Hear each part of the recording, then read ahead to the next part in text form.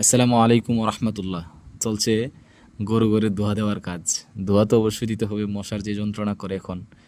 ভিতরে অবশ্য কয়েল জ্বলতেছে, তবে কয়েলটা বেশি জ্বালানো যাবে না, কয়েলের দোয়া গরুকে ক্ষতি করে, মানুষেরও ক্ষতি করে, গরুরও ক্ষতি করে। আমি দিচ্ছি এখানে খড়ের দোয়াটা আর কি। খড়ের দোয়াটা তেমন বেশি ক্ষতি করে না, আমি ডাক্তার সাথে কথা বলছিলাম, বিষয়টা ক্ষতি করে না। তাই আমরা খড়ের দোয়াটাই ব্যবহার করি করে। আর যে কোনো ধোঁয়ায় যদি আপনি দিতে পারেন, এই গরু ঘরে মশার এক নম্বর শত্রু হচ্ছে ধোঁয়া।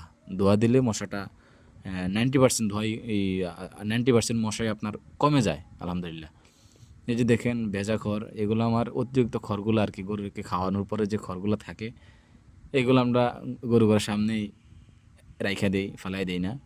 দেখা যায় যে একটা কাজে লাগে আর কি, আর না হয়তো বালকের ভিজাইয়া দিতে হইতো। এখন অনেকে বলতে পারবেন খড় ভিজাই কেন? খড়টা ভিজাইলে আপনার ধোঁয়াটা একটু বেশি হয়। ধোঁয়াটা বেশি হয়, আগুনটা একটু কম জ্বলে। আগুন বেশি জ্বললে ধোঁয়াটা কম হয় আর কি। তা আর ভিতরে আগুন জ্বলে আর ধোঁয়াটা একটু বেশি হয়। আপনারা এভাবে ট্রাই করতে পারেন। আমি আমি আমার গরু ঘরের মশা এভাবে তাড়াই। আপনারা ট্রাই করতে পারেন, ইনশাল্লাহ মশা দূর হবে। আর মশা থেকে দূর রাখতে পারলে আপনার গরু থাকবে সুস্থ। আসসালামু আলাইকুম রহমতুল্লাহ।